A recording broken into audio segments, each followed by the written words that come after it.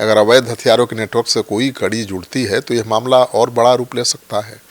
फिलहाल एनआईए और एटीएस की टीम पूरे मामले की गहराई से जांच कर रही है और आने वाले दिनों में इस कार्रवाई से जुड़े और बड़े खुलासे होने की संभावना जताई जा रही है। एटीएस और एनआईए बिना ठोस प्रमाण के इनपुट के तो छापा मारता नहीं। सुबह 5 बजे से रेड, 8 घंटे तक हड़कंप। बिहार में इन गन हाउस में एनआईए और एटीएस का सीक्रेट ऑपरेशन। नमस्कार, आप देख रहे हैं सिटी पोस्ट लाइव। मैं हूं सृष्टि राज। नालंदा के बिहार शरीफ के पीके गन हाउस में एनआईए और एटीएस की संयुक्त टीम ने करीब 8 घंटे तक छापेमारी की। सुबह 5 बजे से शुरू हुई कार्रवाई दोपहर 12 बजे तक चली, जिसमें मोबाइल फोन और कई अहम दस्तावेज जब्त किए गए।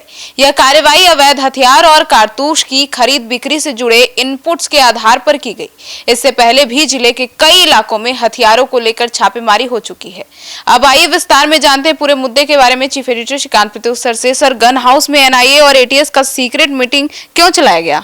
मीटिंग नहीं था, ये ऑपरेशन था और छापेमारी सुबह 5 बजे शुरू हुई, जो करीब 7-8 घंटे तक चली और करीब 8 घंटे तक चली। इस छापेमारी से पूरे इलाके में हड़कंप मचा रहा।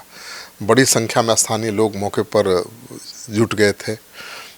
उनको पता ही नहीं चल रहा था क्या हो रहा है और सूत्रों के मुताबिक एनआईए और एटीएस की संयुक्त टीम ने एक साथ कई स्थानों पर छापा मारा। पीके गन हाउस के अलावा दुकान के संचालक, राम प्रवेश के घर, उनसे जुड़े अन्य प्रतिष्ठानों पर भी तलाशी ली गई। टीम ने बेहद बारीकी से हर दस्तावेज, रजिस्टर और इलेक्ट्रॉनिक्स उपकरणों की जांच की। छापेमारी के दौरान एजेंसियों ने दुकान से मोबाइल फोन, जरूरी कागजात और अन्य संदिग्ध दस्तावेज बरामद किए हैं। इन दस्तावेजों की जांच के बाद ही पूरे मामले का खुलासा हो सकेगा कि अवैध हथियारों के नेटवर्क से इस गन हाउस का कोई संबंध है या नहीं। सर, तो किस इनपुट के आधार पर यह छापेमारी हुई?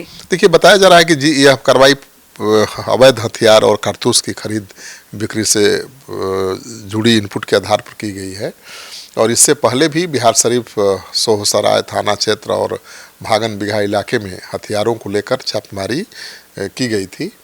कैमूर जिले के मोहनिया से भी भारी मात्रा में हथियार और कारतूस बरामद किए गए थे। इन घटनाओं के बाद जांच एजेंसियों को यह सूचना मिली थी कि नालंदा और आसपास के इलाकों में भी अवैध हथियारों का कारोबार जारी है। इसी इनपुट के आधार पर टीम का गठन किया गया और पीके गन हाउस को टारगेट करके छापेमारी की गई है। अभी क्या बरामद हुआ है इसका खुलासा अभी हुआ नहीं। तो सर, इस रेड के बारे में अभी तक क्या जानकारी सामने आई? मैंने बताया कि अभी जाँच चल रही है, कागज पेपर जो भी बरामद हुए हैं, लेकिन अभी तक कोई आधिकारिक जानकारी नहीं आई है और इस पूरे मामले में एनआईए और एटीएस के अधिकारी फिलहाल चुप्पी साधे हुए हैं। एटीएस के डीएसपी मोहम्मद शेख साबिर का कहना है कि पूर्व में मिले इनपुट के आधार पर यह कार्रवाई की गई है और जांच अभी जारी है। उन्होंने कहा कि जब्त किए गए सामान की जांच के बाद आगे की स्थिति साफ होगी। छापेमारी खत्म होने के बाद पीके गन हाउस के संचालक के पुत्र मुकेश वर्मा सामने आए और उन्होंने इस कार्रवाई पर सवाल उठाए हैं। उन्होंने आरोप लगाया कि एजेंसियां उन्हें बेवजह परेशान कर रही हैं और यह कार्रवाई गलत मंशा के तहत की गई है। उन्होंने कहा कि उनके पास सभी लाइसेंस और दस्तावेज वैध हैं और वे पूरी तरह कानून का पालन करते हैं। यहाँ से कोई अवैध कारोबार नहीं करते। सर, तो क्या कोई बड़ा गिरोह या कुछ बड़ा खुलासा हो गए? देखिए, अब की बार जो छापेमारी हुई है उसमें क्या मिला, जब तक क्लियर नहीं होगा तब तक कुछ कहना मुश्किल है। लेकिन सबकी नज़र टिकी हुई है कि जो जब्त दस्तावेज हैं, इलेक्ट्रॉनिक्स हैं, उससे क्या सामने बातें आती हैं। अगर अवैध हथियारों के नेटवर्क से कोई कड़ी जुड़ती है तो यह मामला और बड़ा रूप ले सकता है। फिलहाल एनआईए और एटीएस की टीम पूरे मामले की गहराई से जांच कर रही है और आने वाले दिनों में इस कार्रवाई से जुड़े और बड़े खुलासे होने की संभावना जताई जा रही है। एटीएस और एनआईए बिना ठोस प्रमाण के इनपुट के तो छापा मारता नहीं। तो सुना आपने, तो करीब 8 घंटे तक चली इस छापेमारी के दौरान इलाके में भारी जो पुलिस बल है वो तैनात रहा और सुरक्षा के कड़े इंतजाम भी किए गए थे ताकि किसी भी तरह की अफवाह या अव्यवस्था को रोका जा सके।